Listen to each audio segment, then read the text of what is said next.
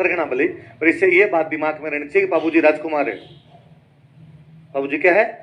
इसे एक बात अपने और आगे याद आएगी कि मारवाड़ में राठौड़ वंश था। कौन सा वंश था? तो बाबूजी कौन से वंश से संबंधित थे? राठौड़। याद रह जाएगी ये बात। तो बाबूजी एक राजकुमार है, उनके जो ताऊ है वो क्या है? मारवाड़ के राजा। पिताजी का नाम क्या है? धांधल। मम्मी का नाम क्या है? क्या नाम है? ऐसा मानते हैं कि वैसे तो जो बाबूजी की मम्मी थी वो एक परी थी। क्या थी? अप्सरा। क्या थी? ये पापा वाली परियां नहीं, क्या थी? अप्सरा। ऐसी कहानी है, ऐसी किंवदंतियां अपने कहानियां हैं कि जो आसमान की परियां या अप्सराएं होती है वो धरती पर कई बार घूमने के लिए आती है, लेकिन अक्सर वो धरती पर रात को घूमने के लिए आती है, क्योंकि यदि वो दिन में घूमने के लिए आए, दिन में यदि कोई उनको देख ले तो उनकी शक्तियां समाप्त हो जाती है, फिर वो वापस जा नहीं पाती। रात को धरती पे लोग सो जाते हैं तो रात में नाइट वॉक करके वापस चली जाती है। एक बार ऐसी कोई अप्सरा एक बार धरती पर घूमने के लिए लैंड कर रही थी, गलती से मारवाड़ में लैंड कर गई। तो ढंग की जगह उतरना होगा उसको, या मारवाड़ में उतर गई। उतरी तब उसको पता चला कि गर्मी है भयंकर, यहाँ पे तो 55 डिग्री का तापमान, भापण बढ़ जाए आदमी। भापण समझते हो? कितने लोग जो नहीं जानते भापण क्या होती है? आईब्रो जो होती है उसको क्या बोलते हैं? भापण। क्या बोलते हैं? तो गांव में ज्यादा लून चलती है, बाहर मत जा रहा, भापण मिल जाएगी, ये जल जाएगी, इतनी गर्मी पड़ती है। और बेचारी परी को लगा कि यार गलत आ गए अपने, तो कहाँ आ गए, लेकिन जहां वो उतरी थी वहां पास में एक तालाब था, तो परी को लगा कि अपने भाई नहा लेते हैं, नहा लेंगे तो भाई थोड़ी गर्मी दूर हो जाएगी थोड़ी अपने, तो तालाब के अंदर नहाने के लिए उतर गई। धांधल जी कोई उस दिन अपना घोड़ा लेके जा रहे थे वहां से। धांधल जी लोकल थे तो वो जानते थे यहाँ पास में तालाब। घोड़े को प्यास लगी, उनको लगा घोड़े को पानी पिला लेते। जैसे वो अपने घोड़े को उधर तालाब की तरफ लेके गए,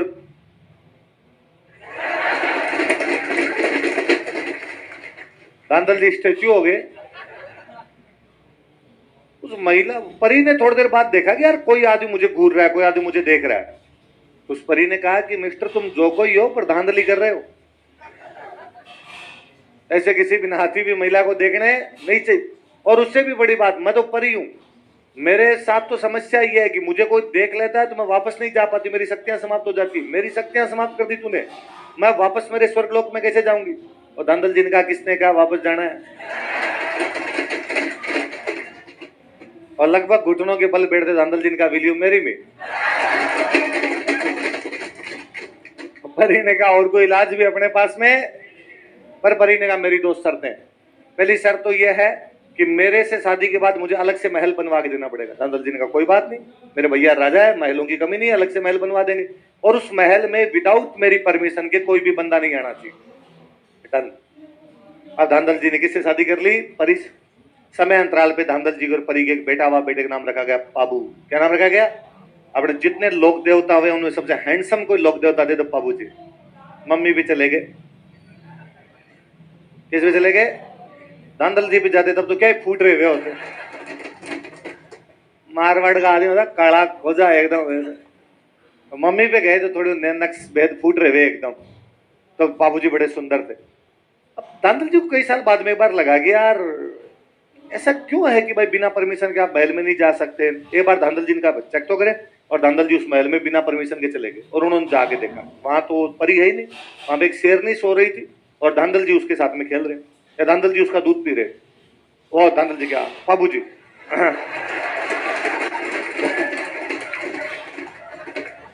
बाबू जी हाँ, शेरनी ने जैसे ही देखा, शेरनी ने जैसे ही देखा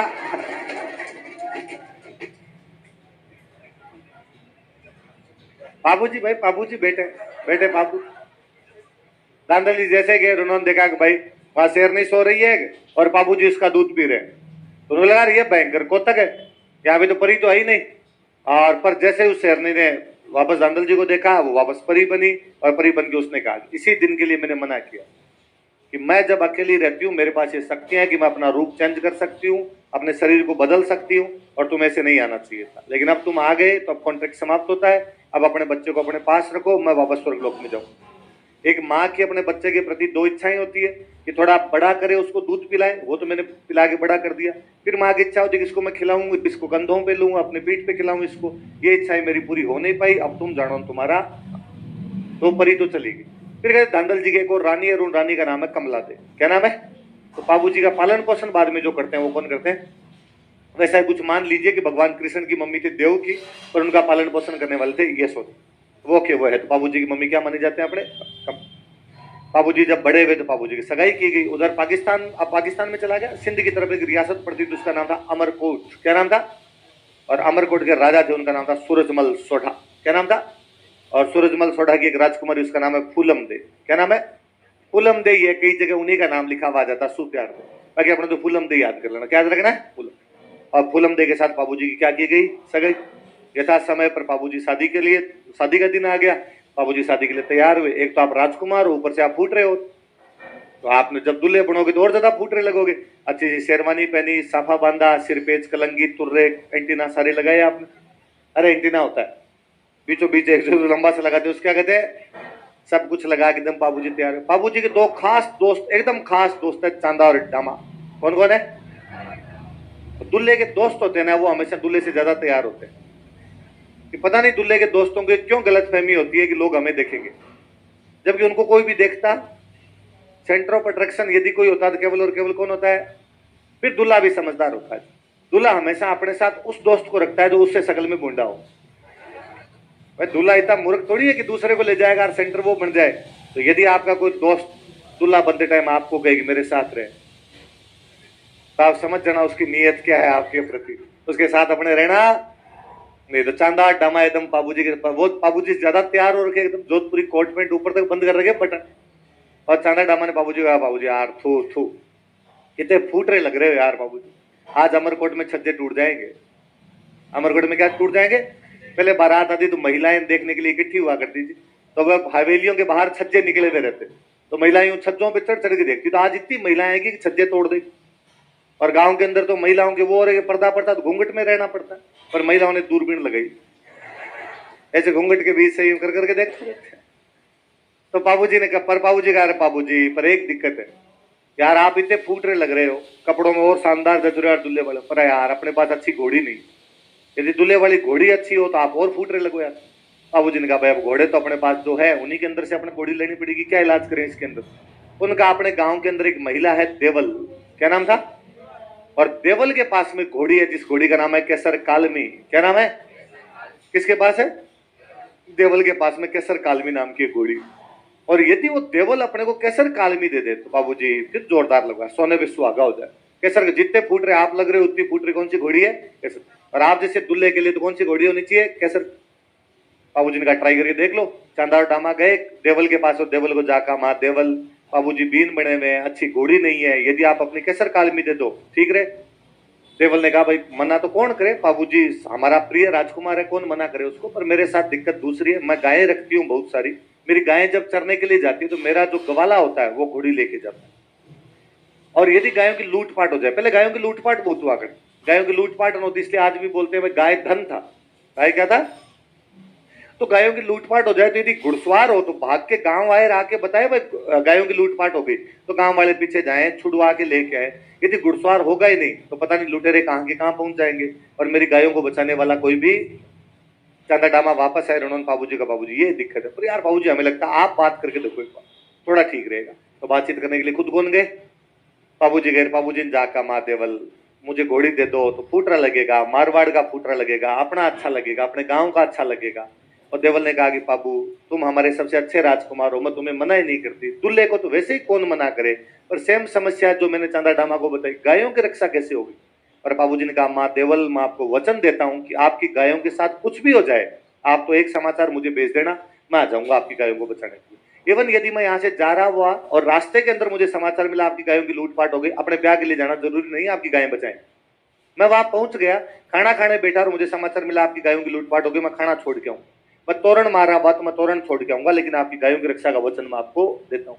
देवल ने अपनी कौन सी घोड़ी दे दी? बाबूजी केसर कालमी लेके अपने ससुराल गए। ससुराल कहां पर है? और कहते हैं केसर कालमी वाकई बहुत सुंदर घोड़ी। और पहले क्या बीन वाली घोड़ी को नचाते थे, बीन वाली घोड़ी को नचाने का, आजकल तो क्या नचाए, आजकल तो बीन डगमग डगमग रहता है, घोड़ी चलती है तो दो इधर खड़े रहने पड़ते हैं, दो इधर खड़े रहने पड़ते हैं, यदि नाचे तो बीन नीचे पड़ जाए। एक तो ये मरियल मरियल से बीन, उसमें कई तो दारू वारू पी के और बैठ जाते हैं, कोई एक आधा दोस्त पकड़ दो, भाई कॉन्फिडेंस आएगा इससे, काय का कॉन्फिडेंस रहता है भाई, गिरता गिरता रहता है वहां पर। आजकल तो घोड़ियों से डर और लगता है, वो घोड़ी वाला होता है वो भी कहता है साइड में रहो, ये करो। पहले वास्तव में घोड़ियां अच्छी भी होती थी, घोड़ियां नाचती भी थी, बाबूजी खुद अच्छे घुड़सवार थे, अकेले ही नचाए। पहले ये थोड़ी था घोड़ी को पकड़ के कोई चले, बीन अपने आप ही चलाए, घोड़ी अपने लेके जाए। तो बाबूजी उस वो कैसर काल में लेके पहुंचे वहां, चारों तरफ यूं चर्चा है, तो बाबूजी थे फूट रहे, लोग दूर दूर से देखने के लिए आएगी, बाबूजी की बारात आई है, बाबूजी आए हैं, और अब वो घोड़ी की चर्चा है, और आ रहे हैं कैसर काल में जैसी तो कहीं पर घोड़ी है ही नहीं। ये अगलों को बड़ा बुरा लगा, अमरकोट वालों को लगा ऐसा क्या है तुम्हारी घोड़ी में कि तुम्हारे जैसी कोई घोड़ी नहीं, दौड़ करवा के देख लो। यूं रंग रूप में फूट रहा होने से क्या होता है, नाचने से क्या होता है, घोड़ी का मतलब दौड़ करवाना, दौड़ करवाओ।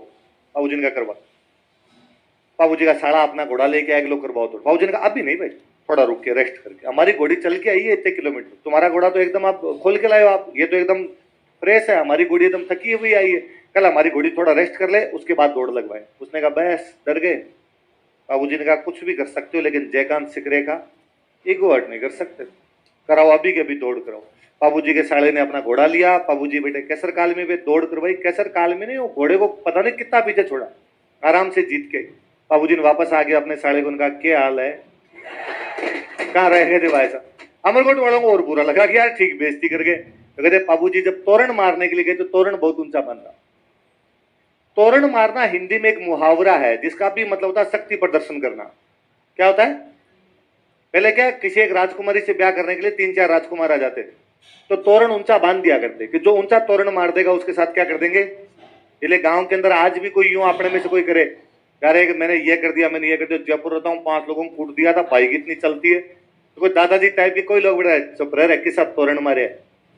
उन्हें कौन से तूने क्या मार रखे, तो तोरण मारने का मतलब क्या होता है, और वो तोरण बहुत ऊंचा बांध, और बाबूजी का ये तोरण मारो और शादी कर लो, आपकी घोड़ी इतनी अच्छी है तो फिर यहाँ तोरण मार के दिखाओ। आजकल तो तोरण ही नीचा सा बांधते हैं, है ना, उसमें भी दूल्हे से वो नीचे वाला ही नहीं लगता, क्योंकि घोड़ी पे डरा डरा सा रहता है। फिर एक आधा बेचारा को लड़की पक्ष वाला ऊपर चढ़ता है, तोरण को और नीचे लटकाता है, और कहता लो जो ऐसा जैसे तैसे करके तलवार लगा दो इसके। अब काहे कि तोरण मारने जी, पहले तोरण मारते थे। अब बाबूजी ने जाके देखा कि तोरण इतना ऊंचा था कि एक ही सूरत में मारा जा सकता कि घोड़ी अपने पिछले दोनों पैरों पे खड़ी हो जाए, आगे वाले दोनों पैर हवा में उछाल दे, तब तो तोरण लगे, वरना तो तोरण नहीं लगेगा। बाबूजी लगा मरा दिया। तो बाबूजी उस घोड़ी के हाथ फेरते हैं कि जैसे कह रहे हो कि भाई अब क्या करेंगे। कैसर ने सिर हिलाया कि चिंता मत करो, छोटा सा है। तो बाबूजी कहते हैं उसको, कैसर मत ना दीजिए आज थारो मारो पोत, मत ना लजाए आज राठौड़ा री जातड़ी, कि कैसर आज तेरा और मेरा भेद मत दे देना, आज मारवाड़ के राठौड़ों की बारात आई उसको लज्जित मत। वो जो ढोल बजा रहा था लड़का, उसको बाबूजी कहते हैं कि ढोली रात छोरा तू तो मदरो ढोल बजा, मदरो मतलब धीमा, कोई ढोल रे धमाके मारे कैसर घोड़ी नाच सी, कौन सी घोड़ी नाचेगी मेरी। और ढोल बजते बजते बाबूजी ने लगाम खींची, कैसर ने अपने अगले दोनों पैर हवा में उछाले, गढ़ के कंगूरे पे लगाए, गढ़ का जो ऊपर ऊपर बड़ा भाग होता है कंगूरा, वहां लगाए। बाबूजी ने आराम से एकदम टच किया उसको तोरण को। घोड़ी जब पैर नीचे उतार रही थी तो गढ़ की ईंटें साथ में लेके आई। मैंने कहीं कहानी पढ़ी, उस कहानी में था कि ये दृश्य देख के फूलमदे की सारी सहेलियां जल गई।